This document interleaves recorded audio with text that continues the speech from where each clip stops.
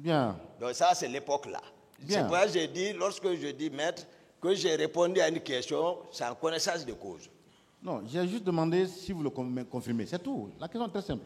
Alors, en ce qui vous concerne, moi je voulais savoir quelles sont les troupes que vous aviez en votre portée.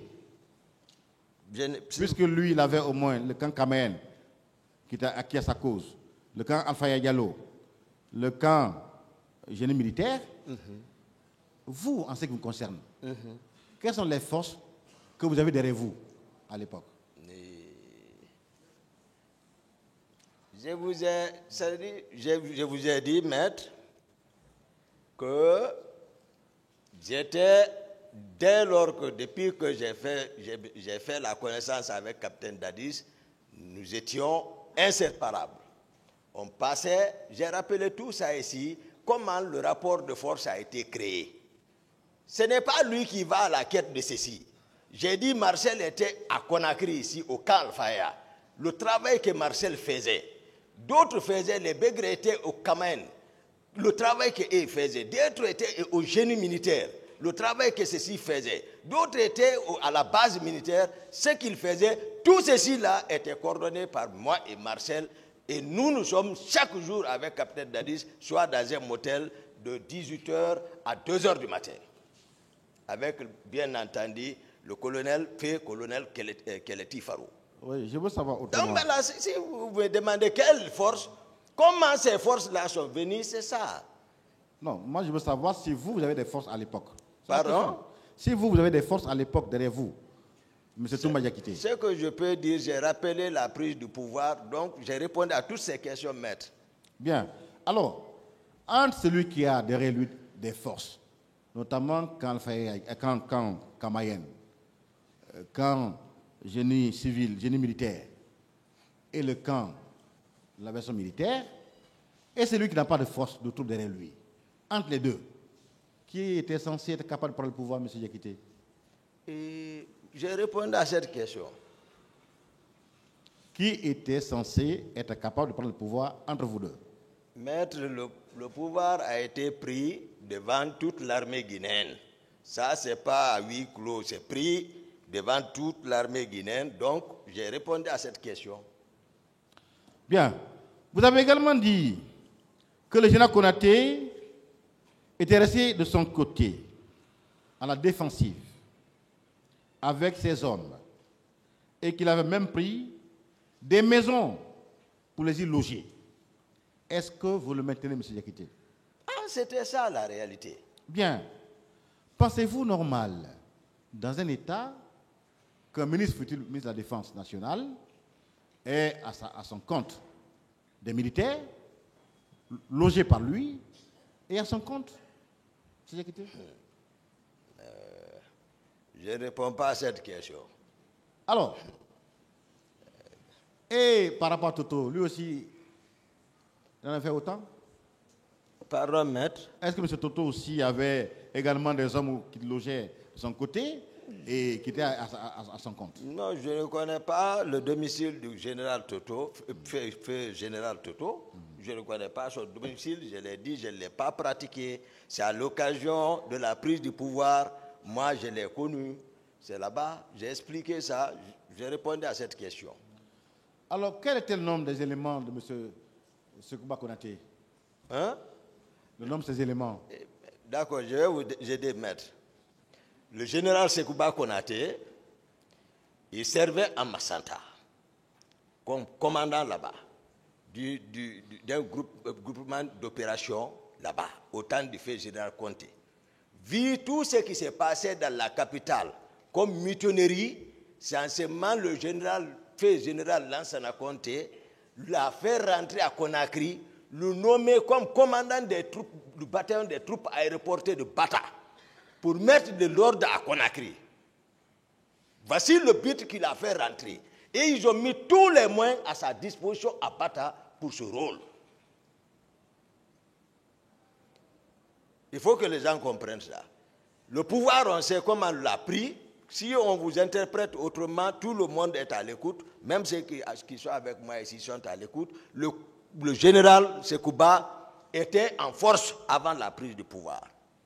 Oui, mais... Maintenant, dire maintenant, les hommes, j'ai dit ici depuis à l'entame, j'ai dit, lui, ce n'est pas d'effet de ces hommes-là, de Bata. C'est ça la réalité. Lui, il est venu avec eux. Ce n'est pas pour ne rien, le ministre de la Défense. Lorsqu'il y a des situations comme ça, pour que tu occupes une fonction, il faut que tu sois un homme. Être deuxième vice-président, ministre de la Défense, ce n'est pas parce qu'on l'aime comme ça, on a fait, c'est par rapport à quelque chose. Bien. Voilà. Dans un État comme la Guinée, où il y avait un président, M. Konaté, ministre de la Défense nationale, vous avez déclaré qu'il avait une garde plus armée que celle de la présidence. Non. Ça, j'ai dit à la prise du pouvoir. Avant la prise du pouvoir. C'est de ça que je parle. Il était bien armé, mais lorsque nous étions arrivés, le président Dadis est au pouvoir maintenant, mais il équipe le régiment. Oui, voilà. Mais le 28, tout à l'heure, quand M. Antoine Pépé Lama vous a posé la question, le 28 septembre, vous avez dit que ces hommes, ce jour-là, faisaient la ronde dans la ville. Pardon? Quand mon confrère vous a posé la question avant la suspension, et vous a demandé, vous avez répondu que ce jour-là, 28 septembre, il y a les éléments du général Konaté qui étaient en mouvement dans la capitale. Voilà, mais j'ai expliqué ça depuis l'autre jour. Non, il faut qu'on s'entende. J'ai expliqué ça depuis ici. J'ai dit, lorsque nous quittions vers la ville, les Marcel me suivaient derrière, entre Lavaz, Granco et son groupe descendaient. Marcel s'est arrêté à parler, moi j'avançais. J'ai vu le groupe du général Konaté qui sortait de Taouya, qui contournait le rond-point pour remonter vers le camp. Oui. Bon, donc c'est facile, l'explication, c'est la ville. Oui. Mais là-bas, c'est une ville. Oui, mais quand vous déclarez, oui. Ça c'est à la page, comment on appelle, à la page numéro 8 de votre PV d'interrogatoire, quand vous déclarez, le général Konaté avait sa propre garde, constituée essentiellement de ses compagnons. Sa garde était plus armée que la nôtre. Mais c'est comme ça au Burkina. Bien. Blaise comparé Thomas Sankara. Hein? Oui. Quand vous venez au pouvoir, c'est comme ça. Oui, mais vous, en tant qu'aide de camp, en tant qu'aide de camp, oui. de prendre Dadis Camara, oui. Pensez-vous que dans un État, il est normal que le ministre de la Défense nationale ait une garde plus armée que celle de la présidence? Ah, c'est sa force, il est venu comme ça au pouvoir. On ne l'a pas donné. Lui, il est venu comme ça avec cette force. Bien. Il ne s'est pas séparé de cette force. Il est venu comme ça. Est-ce que cela n'était pas une source d'insécurité pour le président de la République, M. Diakité? En tout cas, à ce que je sache, à ma présence, rien n'est arrivé au président Dadis. Sauf quand il s'est tourné contre moi-même. Oui, c'est là-bas où le problème est venu. Est-ce qu'en tant qu'aide de camp du président de la République, vous ne devez pas prendre des mesures destinées à mieux garantir sa sécurité, notamment faire en sorte qu'il n'y ait pas de garde plus armée que celle de la présidence, surtout que vous êtes au même endroit? Non, ce n'est pas facile comme vous... Mais le général, c'est un guerrier, c'est un commando. Lui, c'est un homme de terrain. Comment il est venu avec sa force? Comment retirer cette force? Il sait. Il y a quoi? Moi, je ne suis pas dans sa tête. Mais, tout de moins, voilà, ma présence aussi, voilà, empêchait beaucoup de choses, c'est ça. C'est que chacun se respectait. Il fallait équilibrer les forces. Moi, je savais, j'ai vu l'attitude de mon président. J'ai vu ce qui s'est passé. J'ai vu la position du général Sekouba Konaté. Moi aussi, j'ai dit, bon, voilà, chacun va rester comme ça. Chacun va se méfier de l'autre.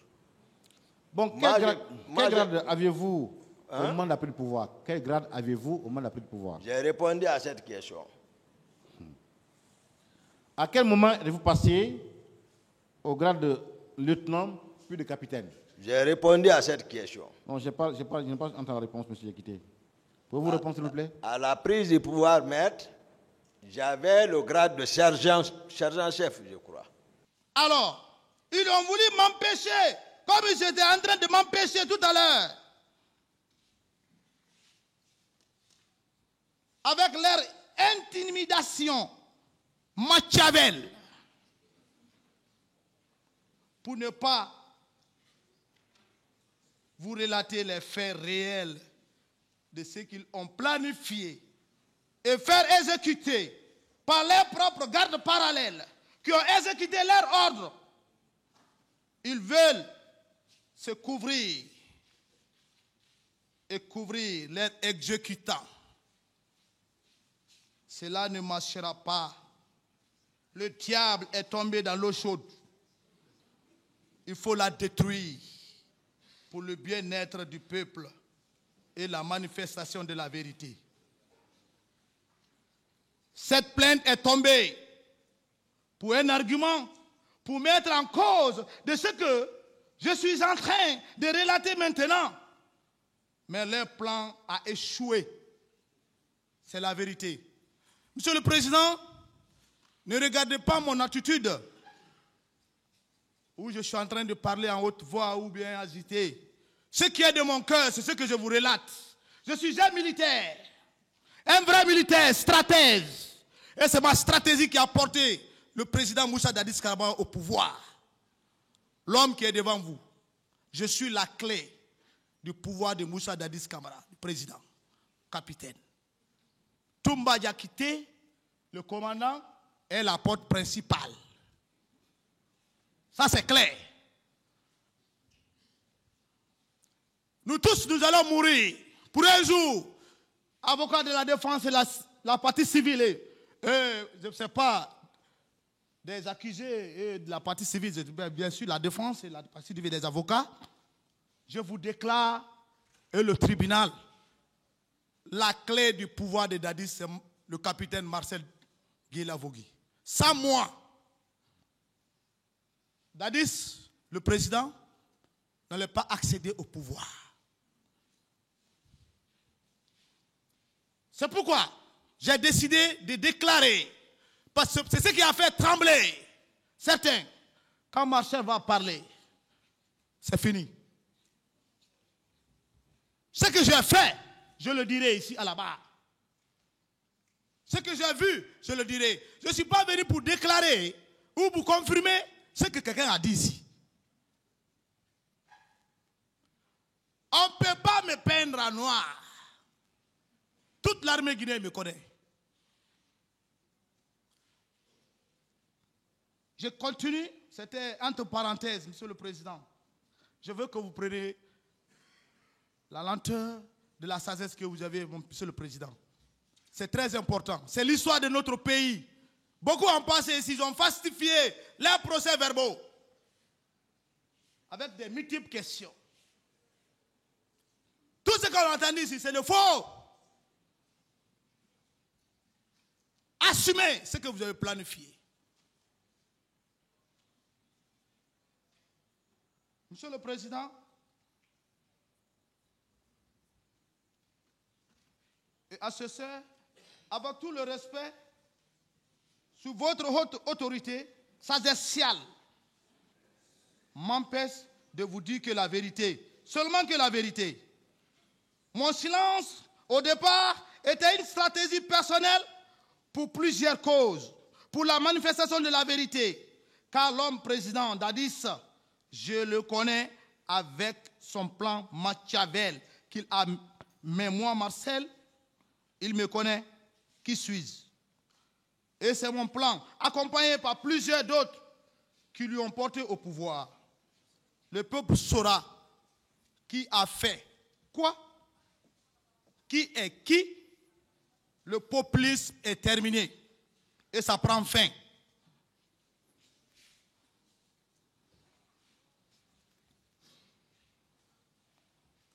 Monsieur le Président, sous votre permission, parce que chacun de nous est croyant, chacun de nous est adapté à une religion. Je voudrais prier dans ma propre langue, Thomas. Je suis Thomas, pour que le peuple Loma attende leur fils que ce 1 Thomas qui était Marcel, l'histoire écrira. Je vous prie de m'accorder que je prie dans ma langue. Même il n'y a pas un traducteur, mais Dieu lui entendra, parce qu'il entend toutes les langues. C'est lui qui nous a créés à son image. Genèse chapitre 1, le verset 26. Est-ce que ça va pas être long? Et est-ce que vous pouvez, pas long, s'il vous plaît, est-ce que vous pourrez le traduire après pour nous? Oui, je peux traduire. Que ça ne soit pas long. Gloire, Dieu.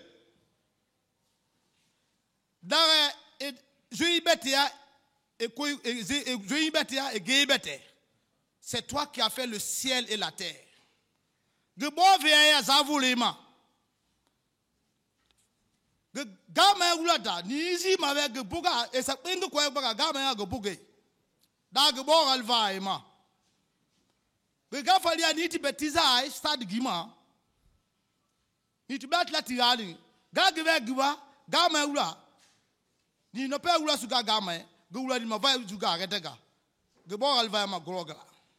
Je dis, je prie l'Éternel Dieu de m'aider à dire que la vérité est la vérité.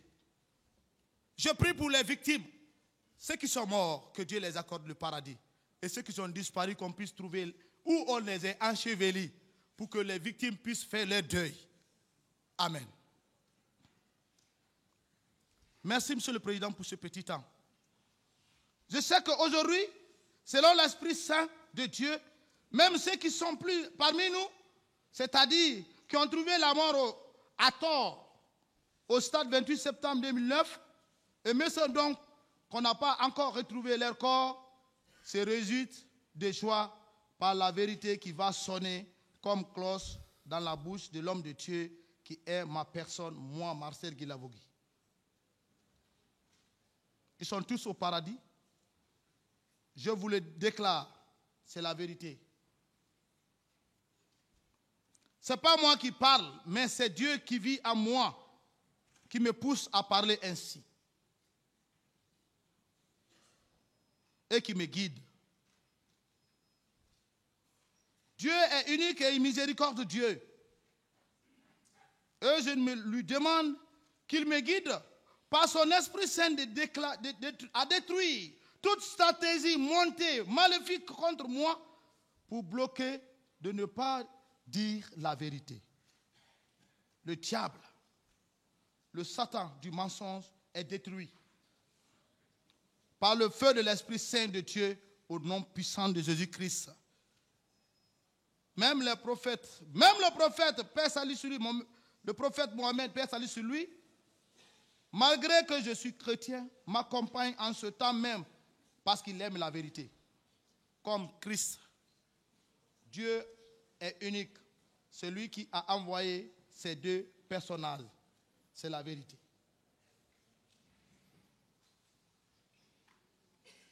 Monsieur le Président, et assesseur, Monsieur le procureur et substitut, sous votre haute autorité, permettez-moi, je vous prie de prendre attention, car je voudrais développer mon message, si vous me permettez, pas pour donner un enseignement, mais qui est un acte contribuable à la manifestation de la vérité, à aider, dans le vrai sens, le tribunal à prendre une très bonne décision pour la finalisation de décisions meilleures pour l'histoire de notre beau pays, la Guinée. Machiavel. Beaucoup ont parlé de Machiavel. Leçon de réalisme pour devenir un fin stratège. Nicolas Machiavel est le plus célèbre des conseillers de tous les temps. Les préceptes qu'il a conseillés dans son livre, Le Prince, sont aujourd'hui que jamais d'actualité. On ne peut plus marcher sous la vie de Machiavel. Diviser pour régner, tuer pour être au pouvoir, manipuler pour vaincre, détruire, détourner les biens bibliques. Ça, c'est les idées Machiavel. Aujourd'hui, nous sommes dans un temps moderne, la démocratie. Et qui doit mettre la démocratie en place? C'est le président de la République. Ce n'est pas un garde-corps. Lorsque tu es président de la République, c'est les gens qui ont eu le courage, la sagesse de te suivre sur un plan que tu les aies dit. Voilà, je vais être comme ça, c'est comme ça, c'est comme ça. Et lorsque tu gagnes le pouvoir, ne change pas de manteau. Et si tu changes de manteau, s'il y a un problème, tu ne prends que la responsabilité. Politiciens, entrepreneurs et décideurs, tous ont toujours fait appel au conseil lucide et éclairé de Machiavel, dont l'habilité en matière de pouvoir n'a jamais été surpassée.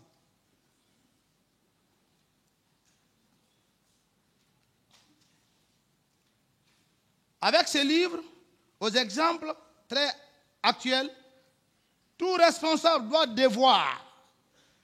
découvrir à quel point il doit privilégier le réalisme et ne plus hésiter à agir. En conséquence, même si pour cela il va à l'encontre des conseillers habituels. Ceux qui ne connaissent pas Machiavel,